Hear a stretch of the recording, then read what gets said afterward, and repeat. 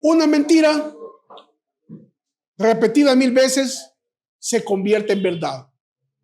Y eso es lo que ha pasado en nuestro país con la gente que cree que el general Maximiliano Hernández Martínez fue el mejor presidente del país, lo cual es discutible, pero dicen que él mejoró la economía, dicen que con él bajaron los índices delincuenciales y que gracias a él se creó el Banco Central de Reserva y el Banco Hipotecario.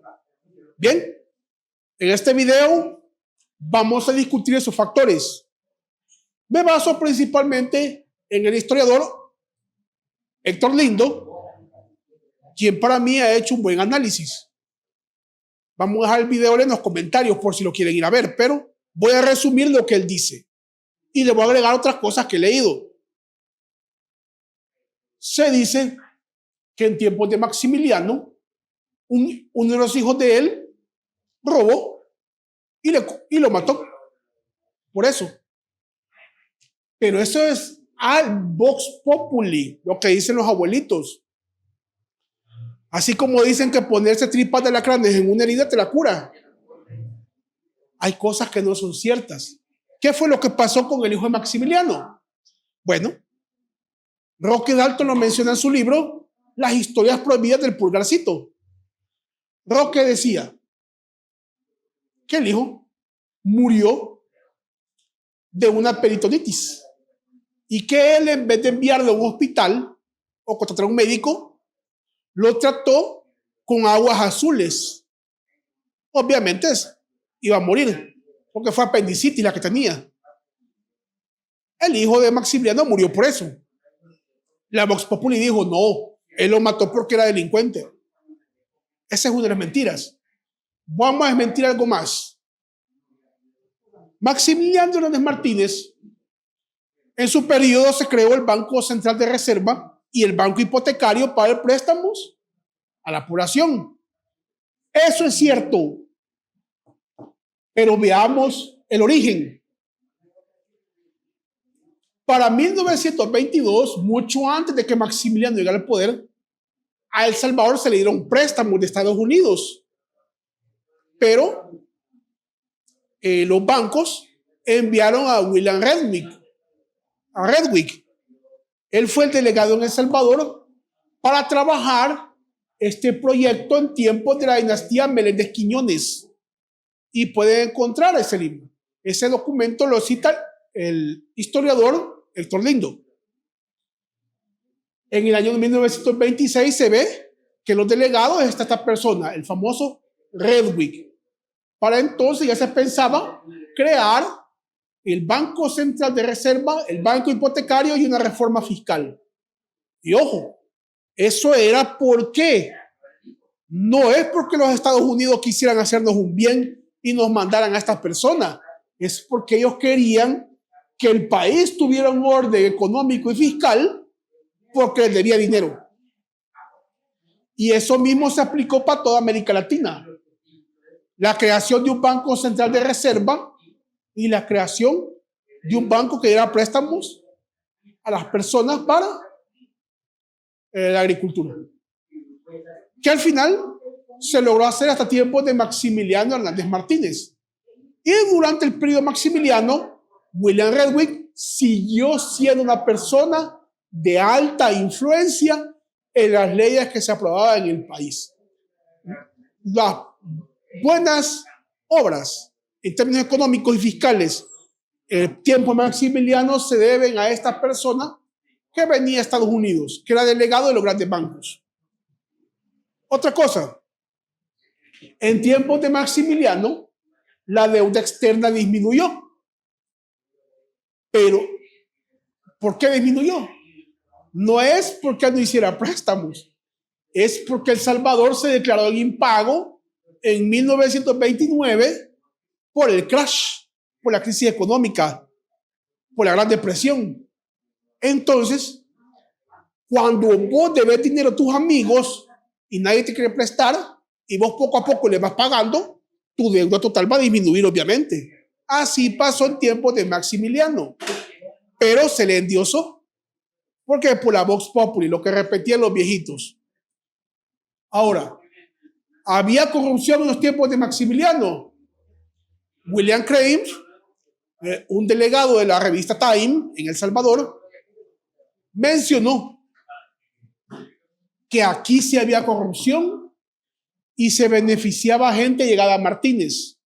Cuando hubo la reforma agraria, hubo gente que le vendía tierras al Estado de esta gente a precios muy buenos para ellos. Y como los campesinos no podían comprar estas tierras, ellos la compraban a precios bajos. Aparte que había mucha censura a la prensa y tenían que decir lo que el gobierno les decía. ¿Se imaginan si ahora hubiera un gobierno así? Que la prensa estuviera subyugada al poder y que si algún medio de comunicación fuera contrario al gobierno, fuera censurado, como le pasó al periódico Patria, que fue censurado en tiempos de Maximiliano. Eso pasó. Y eso puede llegar a pasar ahora, o es posible que esté pasando, que algún medio esté siendo censurado. Entonces, ¿por qué debemos conocer la historia de Maximiliano y lo que pasó realmente?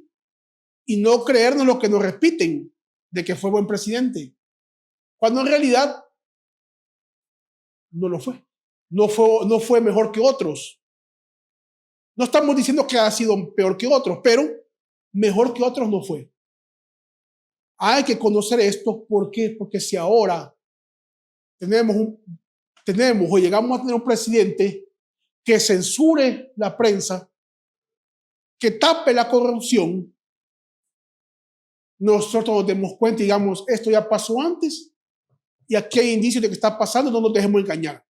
Bien, con Maximiliano, otra cosa que se dice es una bonanza económica, que el país tuvo un aumento del PIB, pero el historiador Héctor Lindo nos dice y nos demuestra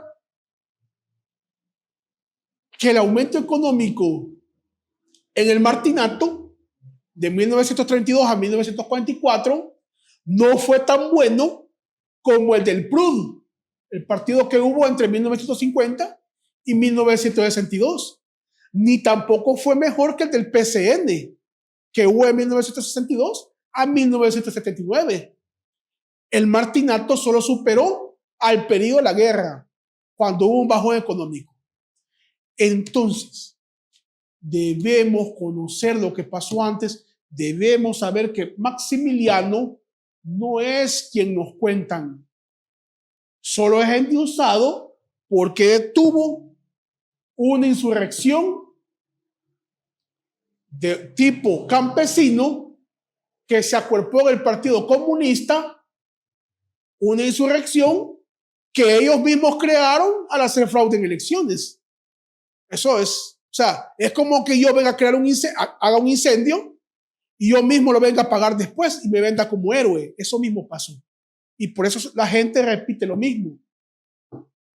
Maximiliano cayó, de alguna manera, no podemos decir la palabra, los cayó a los opositores.